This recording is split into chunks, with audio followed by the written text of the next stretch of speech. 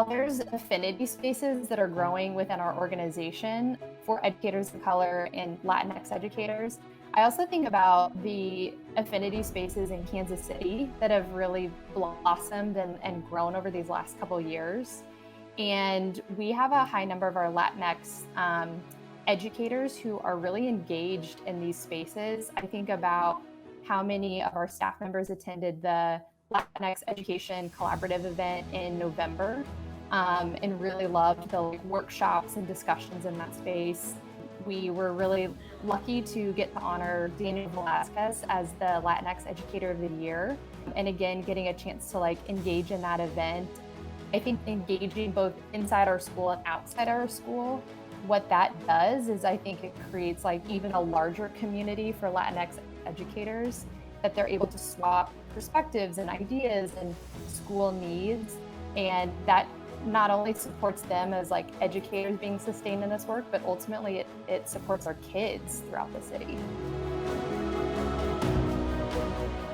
I've seen that we can do better for our Latino families, that we're missing them, we're not engaging with them like we could be. And I think the idea of the Latinx Collaborative just became this is a piece where we are supporting so many other so many gaps that are in the system. And so when you were kind of ideating around this, and it was so amazing to watch you kind of get input and find out what the real need was, and not bring to the table here's what I think the need was, but you did the work to find out what families and communities and teachers and students need. And so to be a part of that, and then to see how it's engaging our Hispanic community and how it's going to benefit our kids and families is just so special. And Susanna and Edgar, thank you for having me, and thank you for the work you're doing. Just to give you a plug, I think the work that LEX has done over the past few years to represent this growing percentage of educators that are Latino is among the most important work that's being done in Kansas City right now. So thank you both for what you're doing and for lifting this up and for helping us build a better ecosystem for all kids. Yeah, we currently support those educators in many different ways, and we actually have a success story with that. One of our teachers was actually awarded the Future Educator of the Year, sponsored by Latinx Education Collaborative Award. And that's just kind of an example of an individual that was able to really own their own development, take advantage of those professional learning communities that we have to offer.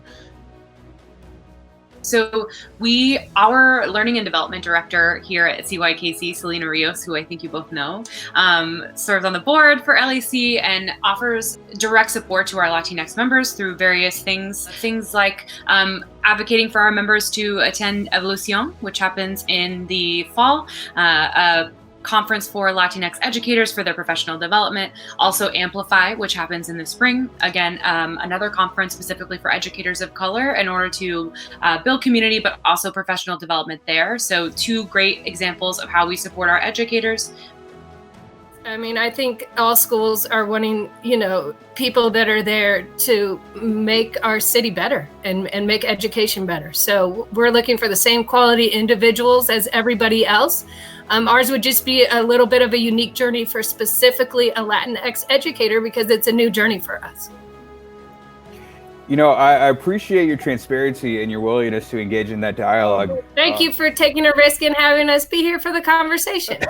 Not a risk at all. We're just greatly appreciative that, you're willing to share the opportunities with our community, and you're also taking a risk. This is our first virtual career fair, and who knows what that was going to look like. I've seen your videos every day, Edgar. These are beautiful videos you're putting out during this quarantine. Oh, wow.